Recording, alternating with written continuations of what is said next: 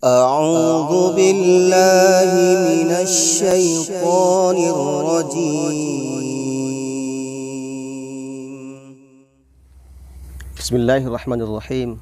Assalamualaikum warahmatullahi wabarakatuh. Alhamdulillahi rabbil alamin. Wassalatu wassalamu ala rasulillah wa ala alihi wa ashabihi wa man saru ala nahjihi ila yaumi yub'atsun. Amma ba'du. Kaum muslimin dan muslimat, a'azanallahu wa iyyakum.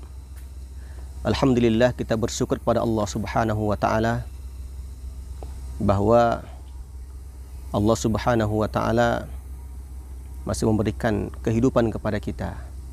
Artinya Allah Subhanahu wa taala masih menghendaki agar kita berbuat banyak untuk kehidupan dunia kita, terlebih untuk kehidupan akhirat kita. Di dalam bulan Ramadan, Allah Subhanahu wa taala menurunkan Al-Qur'an.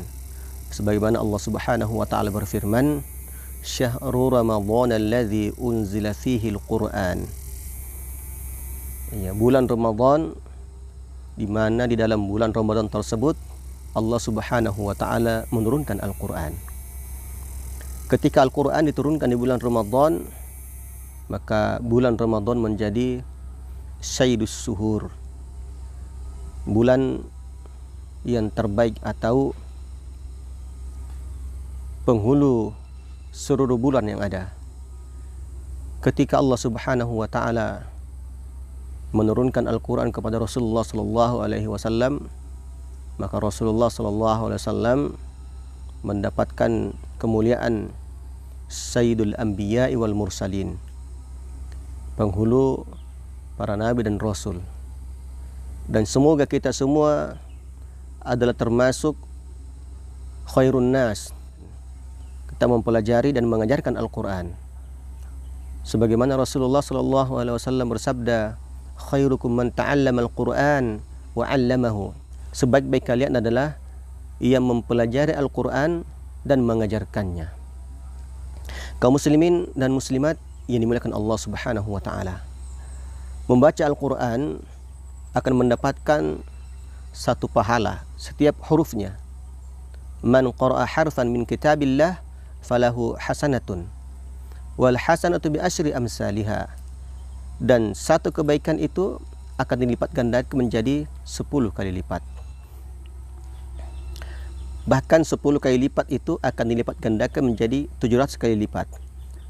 Sebagaimana Rasulullah sallallahu alaihi wasallam bersabda, kullu amali bani adam yudha'aful hasanatu bi asyri amsalihha ila 700 dhi'fin. Setiap amal anak Adam akan dilipat gandakan menjadi 10 kali lipat sampai 700 kali lipat. Ya, bahkan ketika satu huruf kita baca itu ya dengan ketekunan, dengan keseriusan, penuh kesabaran, maka kesabaran itu di dalam membaca Al-Qur'an menjadikan bacaan kita diberi pahala oleh Allah Subhanahu wa taala tak terhingga. Sebagaimana Allah Subhanahu wa taala berfirman, innama yuwaffas sabirun ajrahum bighairi hisab. Hanya orang yang bersabar sajalah yang akan dicukupkan pahalanya tanpa batas. Jadi keseriusan di dalam membaca Al-Qur'an hingga bacaan kita menjadi baik dan benar akan menjadikan bobot pahala di sisi Allah Subhanahu wa taala semakin besar, semakin luar biasa. Akan tetapi kaum muslimin dan muslimat yang dimuliakan Allah Subhanahu wa taala, ketika kita membaca Al-Qur'an tanpa didahului oleh ilmu, tanpa sebelumnya belajar membaca Al-Qur'an atau membaca Al-Qur'an tanpa ilmu, maka kita akan mendapatkan dosa. Ya, Imam Ibnul Jazari rahimahullah mengatakan bahwa wal akhdhu bit tajwid hatmul lazimu. Ya, mempelajari tajwid itu adalah sesuatu yang lazim, sesuatu kemestian, ya, sesuatu yang wajib. Man lam yujawwidil Qur'ana asimun. Siapa yang membaca Al-Qur'an tanpa tajwid, maka dia berdosa. Walaupun yang dimaksud di sini adalah ketika orang telah mempelajari ilmu tajwid dan kemudian tetap membaca Al-Qur'an tanpa tajwid, maka dia berdosa. Tapi termasuk di sini adalah orang yang tidak mau belajar Al-Quran, sehingga ketika membaca Al-Quran salah-salah, maka dia juga berdosa.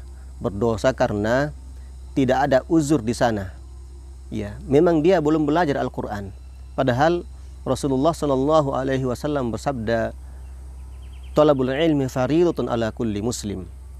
Ya, mempelajari ilmu itu wajib bagi setiap muslim. Ilmu yang dimaksud di sini adalah ilmu yang menyebabkan amal-amalnya menjadi baik, ilmu yang menyebabkan amal-amalnya menjadi diterima oleh Allah Subhanahu wa taala, termasuk di antaranya membaca Al-Qur'an. Jadi seandainya dia telah belajar kemudian membacanya masih salah, maka dimaafkan oleh Allah Subhanahu wa taala. Karena dia sudah belajar, dia sudah berusaha, tapi ternyata masih salah. Ya, dia dimaafkan karena telah belajar. Li'annahu bihil ilahu anzalah. Karena Al-Quran itu turun kepada kita itu dengan tata cara membacanya, dengan ilmu tajwidnya. Wa hakadha minhu ilaina wasala. Dan demikian Al-Quran itu sampai kepada kita disertai dengan tata cara membacanya. Di dalam bulan Ramadan, Jibril selalu datang di malam-malam bulan Ramadan untuk mendengarkan bacaan Rasulullah sallallahu alaihi wasallam, untuk memperbaiki bacaan Rasulullah sallallahu alaihi wasallam, untuk menguatkan spirit di dalam Al-Quran yang dibaca oleh Rasulullah sallallahu alaihi wasallam, dan menguatkan Rasulullah sallallahu alaihi wasallam di dalam mengemban amanah sebagai nabi dan rasul Allah Subhanahu wa taala. Kaum muslimin dan muslimat yang dimuliakan Allah Subhanahu wa taala, semoga kita termasuk orang-orang yang cinta dengan Al-Quran, ya, semakin giat di dalam mempelajari Al-Quran, dan semoga Allah Subhanahu wa taala memilih kita menjadi ahlul Quran, ahlullahi wa khassahu. Wallahu a'lam bissawab. Subhanakallahumma rabbana wa bihamdik, asyhadu an la ilaha illa anta, astaghfiruka wa atubu ilaik. Assalamualaikum warahmatullahi wabarakatuh.